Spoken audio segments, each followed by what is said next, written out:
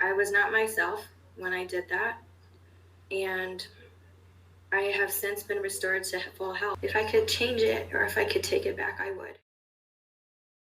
Everyone who saw this teenager in court could tell that she was guilty of the gruesome murder that she was accused of committing. And without a doubt, everyone could see that there was something very, very wrong with the girl. I mean, she defended her act of murder with talks of a coming apocalypse. And yet, while some people moved on with their lives, others decided to exploit this visibly disturbed teen on TikTok, while some were literally worshipping her. In the comment section, this is the case of Isabella Guzman, the teen who went viral on TikTok for stabbing her mom 79 times.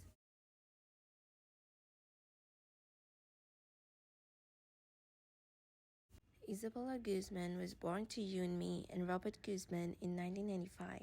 Isabella's parents divorced when she was still pretty young, but their split was amicable enough that they reportedly shared a photography studio together. However, this meant that Isabella was shuttled between her dad and her mom's place in her early years. Now, no one knows how much emotional stress Isabella went through during this period, or how easier living away from her father was, or how smoothly her parents made the transition for her. But we have three accounts that can help us understand her situation a little bit better. The first account was from the neighbors, family, and co-workers who knew Isabella's mother closely. They all testified that Isabella's mother was the quintessential hustler every day, 12 hours a day to make ends meet. She had a reputation of a workaholic whose only goal was to improve her life and the life of her daughter. The second account comes from Guzman's aunt, Melanie Guzman. Melanie said she saw Isabella as a typical teenager when she visited the family a few months before the crime, and that she would get angry, but violence seemed outside her character. However, according to Melanie, Isabella's mother spoiled her. The third comes from Isabella herself. Many years after the gruesome crime, while it does not negate the earlier account, it gives us a different perspective to how she perceived life with her mom. Now, you must know that Isabella's claim of abuse from her mom raises more questions than answers, but we'll address it soon enough. In the meantime, everyone who knew Isabella in the neighborhood said that she was a rebel. They would tell investigators that Isabel was unlike the other children in her area because she would never smile, play, or want to spend time with her parents. Despite the fact that her parents worked hard, they were both poor, and it's possible that this is what contributed to the resentment she felt for them, especially her mom. This troublesome behavior seeped into her life in school. Most of her peers avoided her, and no one could tell why she was so different. Unsurprisingly, her studies suffered, and anytime she got an average mark, it was out of pure luck. Again, it wasn't that much of a big deal until a few weeks before her final exams. She suddenly decided to drop out of school. Can you imagine how Isabella's mother must have felt? All of that money, all of that hard work just got wasted. It was during this time that Isabella's mother remarried a man named Ryan Hoy. And it was also at this point that Isabella cranked up her problematic behavior. At first, she resented her mother for replacing her dad with another man. Then she resented her stepfather, and her attitude towards her mother became so terrible that her mother had to send her to live with her biological father for some time. Everything from here just keeps getting worse. Eventually, she returned to live with her mother and Ryan, but nothing had changed. She still hated her. And at this point, I think it's important we address the earlier claims of abuse.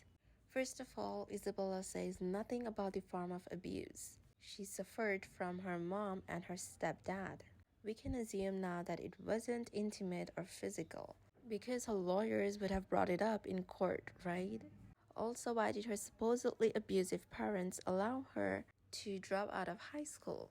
You would expect that they would have either sent her packing or done something to her that would have landed them in jail.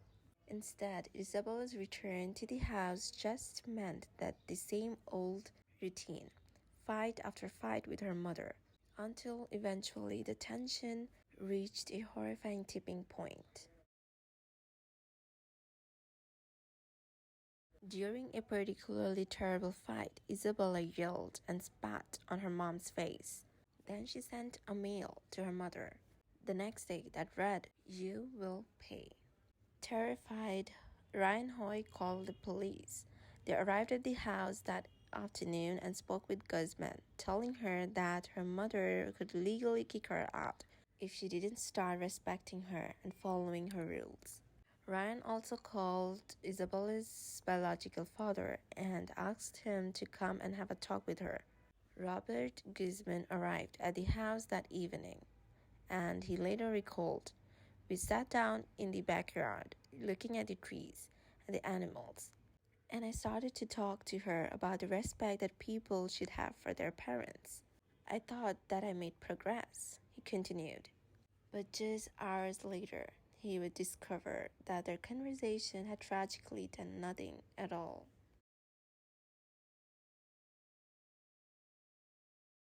On the night of August 28, 2013, Yunmi Hoi arrived home from work around 9:30 p.m. She told her husband that she was going upstairs to take a shower. So while she went upstairs, Ryan stayed in the living room watching TV and eating the snacks she brought home for him. Suddenly, Ryan heard a loud noise upstairs. There was thrashing and banging, like a fight between two people. Then he heard his wife call out his name. So he quickly went upstairs to investigate, and that was when he saw Isabella in the bathroom with her mom, his wife. His wife was still screaming, and he didn't need a televangelist to know that she was in mortal danger. But before he could get in, Isabella shut and locked the door behind them. Try all he could, Ryan couldn't get the door to open. So he did the next best thing. He called the cops, but then his wife stopped screaming. So he ran to the bathroom door once again and noticed a pool of blood seeping from beneath the bathroom door. Before Ryan could process the horror he was witnessing, he saw Isabella open the door and walk out with a bloody knife. He said that he never heard Isabella say anything and that she didn't speak to him as she exited the bathroom. She was just staring straight ahead when she walked past him. Then he ran into the bathroom and found Yunmi Hoi naked on the floor with a baseball bat beside her, covered in stab wounds. He tried to resuscitate her, but she was already dead.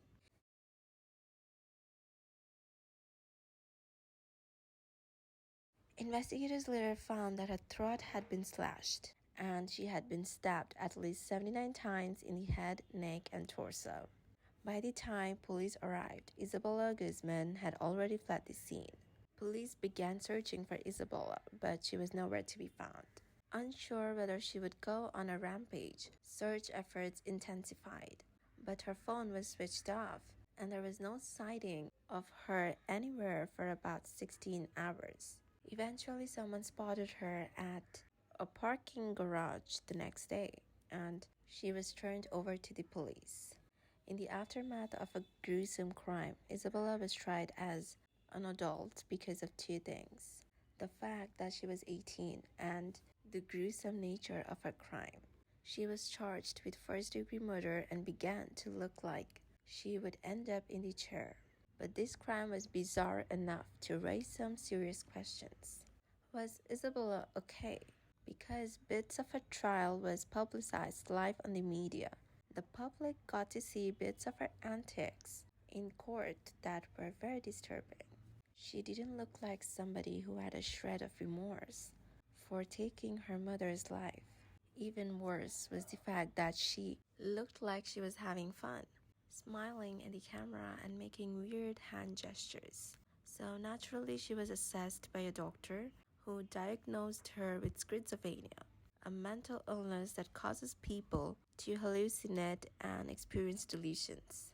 The doctor would also tell the court that Isabella believed that there was an apocalypse coming to the earth, and at the time she stabbed her mother, she thought she was stabbing a woman named Cecilia, whom she had to kill to save the world from the coming of apocalypse. This bizarre testimony served as evidence of Isabella's questionable mental health. Isabella would eventually plead innocent by reason of insanity, and the court would accept her plea.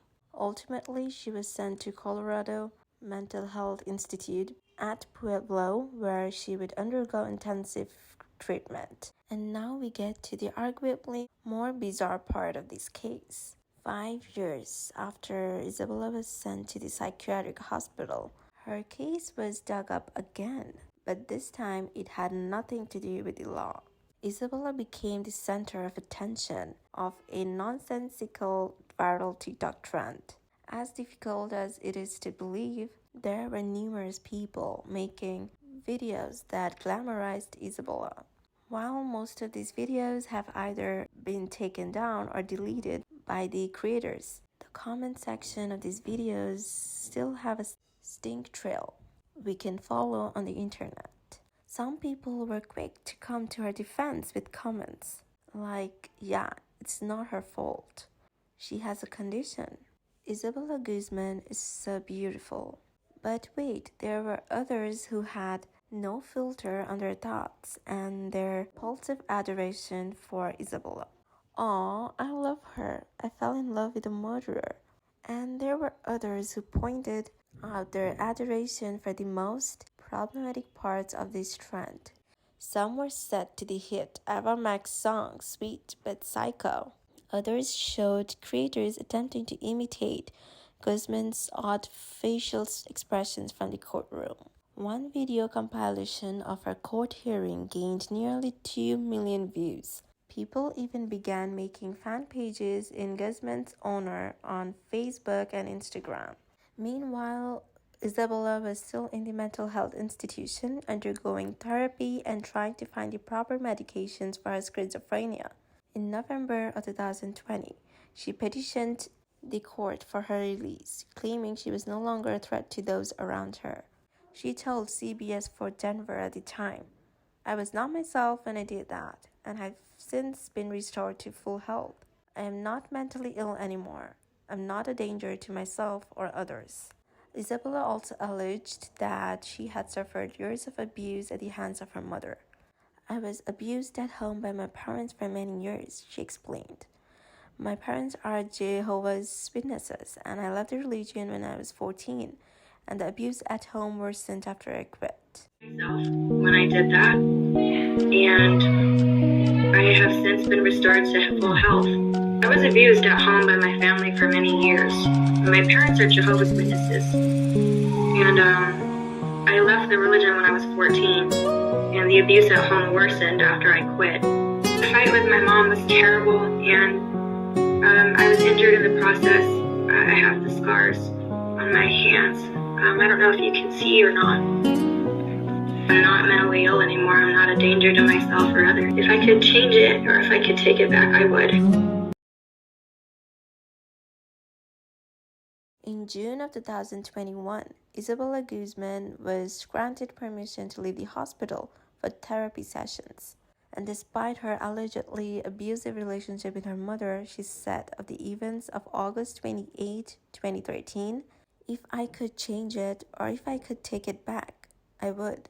The disturbing part of that trend was how the internet is so quick to forgive killers as long as they appear good looking. In fact, there have been several instances where they have even been rewarded for their looks. It's really just a shallow and harmful approach to life. And frankly speaking, I don't think it should be encouraged. But thankfully, not everyone that watched the videos had their heads screwed on wrongly. There were some comments that pointed out the ridiculousness of those worshipping her. And after enough backlash, the trend eventually died down. But who knows what might happen in the near future? We all know that people don't change, and it's only a matter of time before they find the next attractive killer to suck up. But the question stands is there a place for Isabella Guzman in our society? Feel free to answer this question in the comment section below. But that's all I have for today's case. Thank you all for watching, and please subscribe to my channel and give this video a thumbs up.